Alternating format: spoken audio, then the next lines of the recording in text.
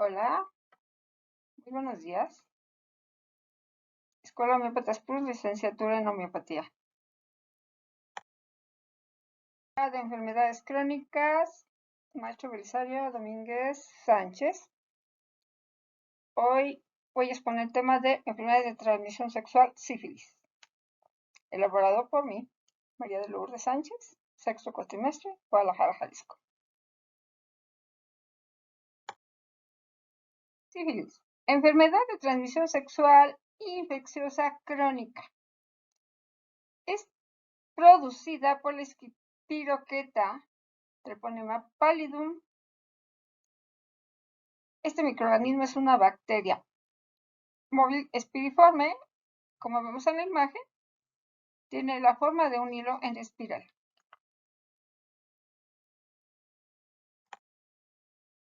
¿Desde cuándo existe esta enfermedad en la humanidad? Las teorías afirman que desde que existe el hombre. En los hallazgos arqueológicos, hace aproximadamente 2000 años antes de Cristo, se encontraban esqueletos de hombres con lesiones sifilíticas, caries óseas en Rusia, así como en otros países del mundo. En Pompeya, también, en el año 79, que hizo erupción el Vesubio por la noche, sepultando a los habitantes en la ciudad de Pompeya. En 1955 se llevaron a cabo expediciones arqueológicas. Pompeya.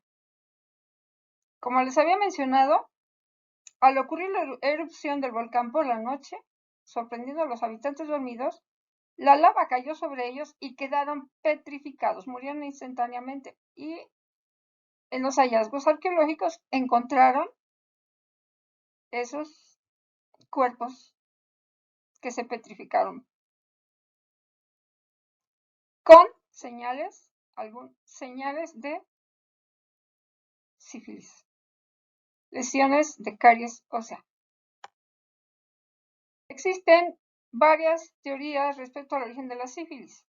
No se ponen de acuerdo los científicos. Hay tres teorías principales: la teoría precolombina, la teoría del intercambio colombino y la teoría de la guiñada.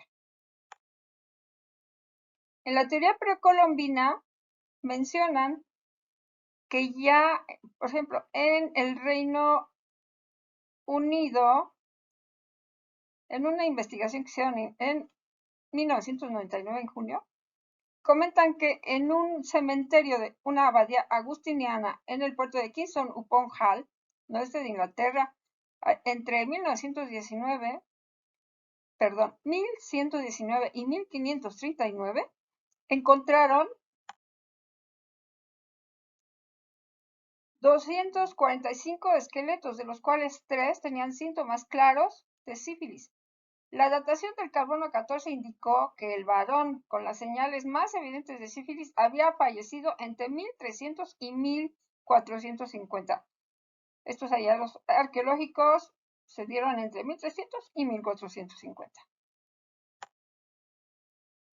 En la teoría precolombina, algunos científicos dicen que la sífilis fue introducida en Europa por los vikingos, que la adquirieron en sus viajes a América por su contacto con los nativos canadienses, supuestamente alrededor del año 1300, coincidiendo con el tiempo en que la enfermedad llegó a Hull.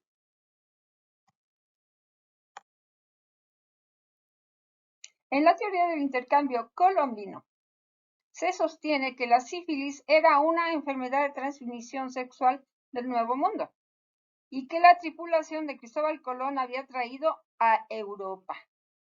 O sea que ellos llegaron a América, se contagiaron de nosotros, regresaron a Europa y propagaron allá la sífilis. Lo que ellos proponen esto lo dicen ellos porque refieren que está demostrado que hay esqueletos de nativos americanos precolombinos con lesiones sifilíticas y los vinculan a la tripulación del primer viaje de Colón.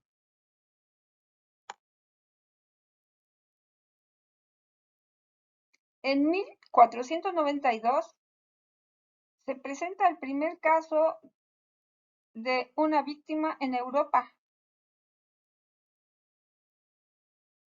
Con la epidemia de sífilis en el sitio de los alemanes contra Nápoles en 1494.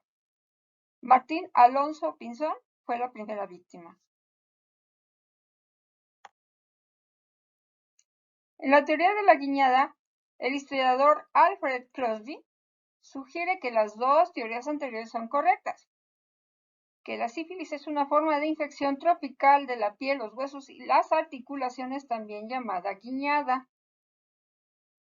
originada por la bacteria Spirocheta treponema pertenue.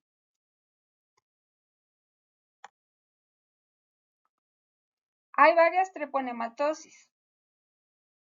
Una de ellas es el baje o treponema endemicum, la pinta, treponema caraterum, la sífilis, treponema pallidum. Guiñada. Es muy similar a la tuberculosis que existe tanto en el Viejo como en el Nuevo Mundo desde tiempo inmemorial. De acuerdo con Crosby, las diferentes condiciones ecológicas producen distintos tipos de treponematosis y que con el tiempo generan enfermedades relacionadas pero diferentes. La epidemiología de esta primer peste de sífilis de fines del siglo XV no define si la enfermedad que había era nueva o si era una forma mutada de una enfermedad anterior.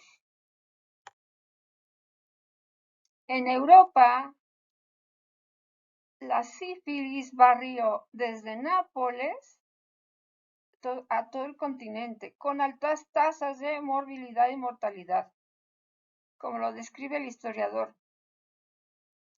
Además, era la enfermedad más frecuente fatal que hoy en día. Y Diamond concluye que hacia 1546 la enfermedad había evolucionado hasta convertirse en la sífilis con los síntomas que se conocen actualmente.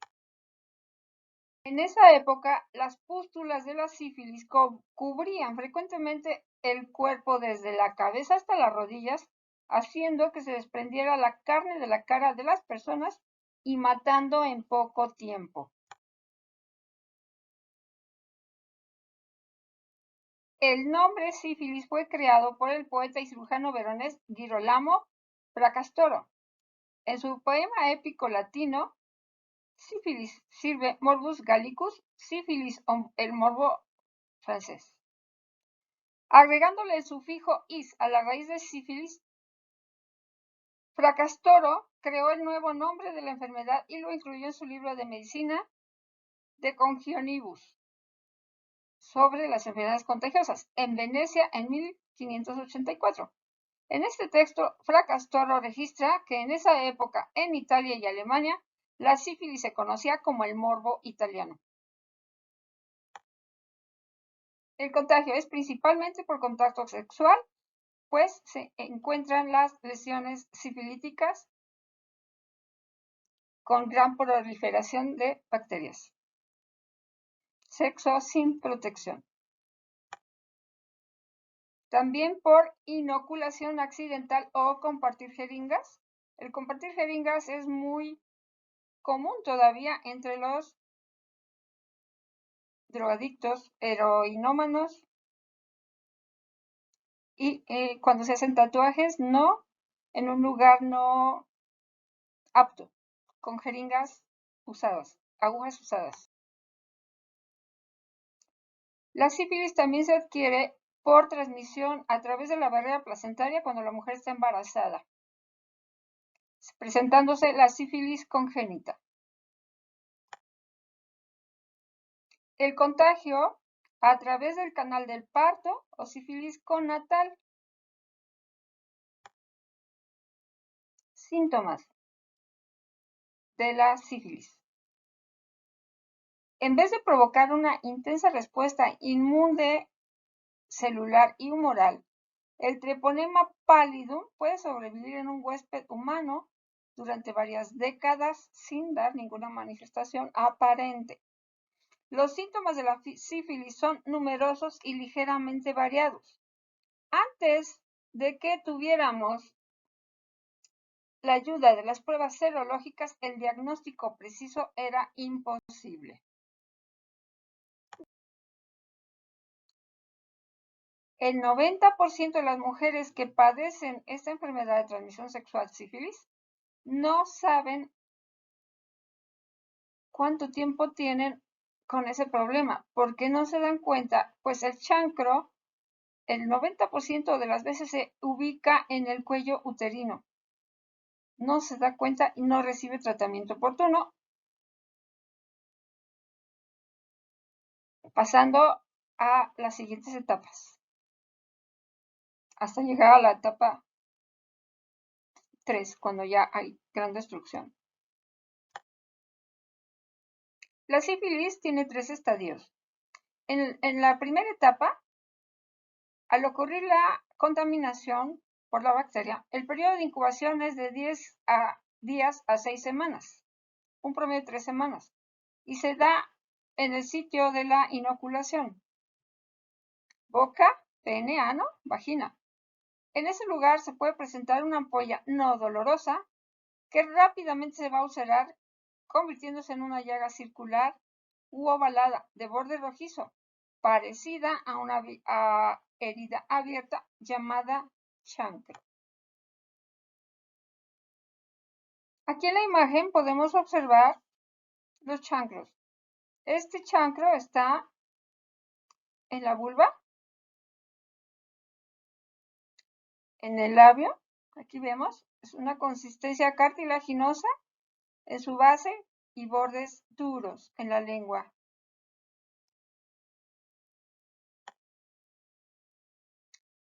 En la primera etapa, en el hombre, los chancros suelen localizarse en el pene, en el área de los testículos, aunque también puede ser en el recto, dentro de la boca, mientras que en la mujer, como comentaba anteriormente, las áreas más frecuentes son el cuello uterino, que cuando es en el cuello uterino no se dan cuenta, y en los labios genitales mayores o menores.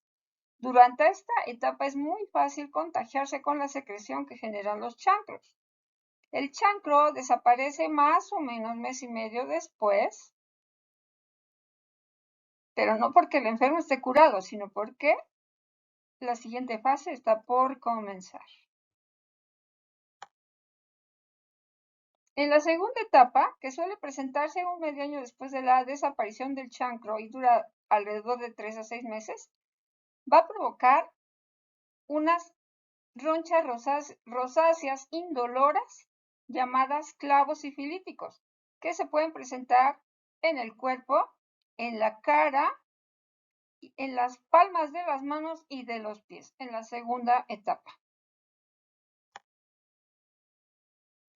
Los síntomas en la segunda fase: la fiebre, dolor de garganta, de articulaciones, pérdida de peso, caída de cabello, cefaleas, falta de apetito, más las lesiones del clavo sifilítico.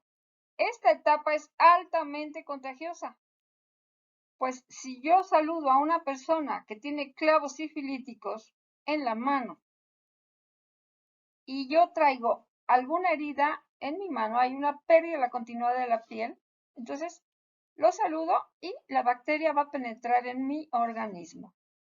Eso. Cuando la segunda fase termina, la sífilis permanece en el organismo durante mucho tiempo. En la tercera fase o fase final, la sífilis se vuelve a despertar para atacar directamente el sistema nervioso o algún otro órgano. Aquí vemos la imagen de un cerebro sifilítico, la destrucción. En esta fase se producen los problemas más serios y puede llegar a provocar la muerte. Algunos problemas son trastornos oculares, cardiopatías, lesiones cerebrales, lesiones de la médula espinal, pérdida de coordinación de las extremidades, aneurisma sifilítico y muchas complicaciones más. La sífilis terciaria, como comentaba anteriormente, hay daño en el sistema neurológico. Aquí tenemos un ejemplo. El presidente Roosevelt de los Estados Unidos falleció víctima de la sífilis terciaria. La bacteria atacó su sistema nervioso quedando parapléjico. Y así como él, otros personajes conocidos como Hitler comentan que terminó con demencia por la sífilis. Aunque el tratamiento con penicilina puede matar a la bacteria, el daño que ésta ha hecho en el cuerpo puede ser irreversible. La locura causada por la sífilis en su última etapa fue en algún tiempo el tipo de demencia más común. Tratamiento. En la antigüedad se trataba con mercurio, lo cual hizo famosa la frase una noche con Venus y una vida con Mercurio. Pero este tratamiento era muy tóxico. Tenía más problemas que beneficios. En la actualidad se utiliza la penicilina con gran éxito, sobre todo si se aplica en la primera etapa del chancro. Puede llegarse a erradicar la enfermedad sin que haya afectación, sin que la enfermedad se vaya a crear una enfermedad miasmática. Y hay otros antibióticos más específicos. Se puede curar fácilmente durante la fase primaria y secundaria. El tratamiento, como os comentaba, la penicilina actúa magníficamente, bueno, también en la última etapa. Nada más que en este caso tiene que ser penicilina G sódica, porque es la única que se difunde por el líquido cefalorraquídeo, que es donde se encuentra la bacteria en esta última fase. La morfología del Treponema pallidum, que tan solo cuenta con 9 proteínas en su cubierta, las cuales no son suficientes para que el sistema inmunológico las reconozca y pueda producir anticuerpos para combatirla o inmunizarse. Esto ocasiona que no se crea inmunidad. En algunos casos, las personas que supuestamente ya han obtenido la cura todavía pueden infectar a los demás y se pueden volver a infectar. El haber padecido sífilis y haberse curado no implica inmunidad y no hay vacuna. El miasma de la sífilis puede ser adquirido o heredado. Si la persona presenta la enfermedad de sífilis y recibe un tratamiento inadecuado, ya sea alopático u homeopático, o sea, solo se suprime la enfermedad, se va a profundizar y se va a ocasionar el miasma de la sífilis. O si sus ancestros tuvieron sífilis y igualmente se suprimió, no se trató. Y sabemos que se caracteriza por la destrucción y el caos. Tratamiento homeopático. Como sabemos, todos los seres humanos somos únicos e irrepetibles, diferentes con características especiales cada uno. Respondemos de forma diferente cada quien a los estímulos exteriores y enfermedades, por lo cual el tratamiento debe ser diferente adecuado a las características de cada persona.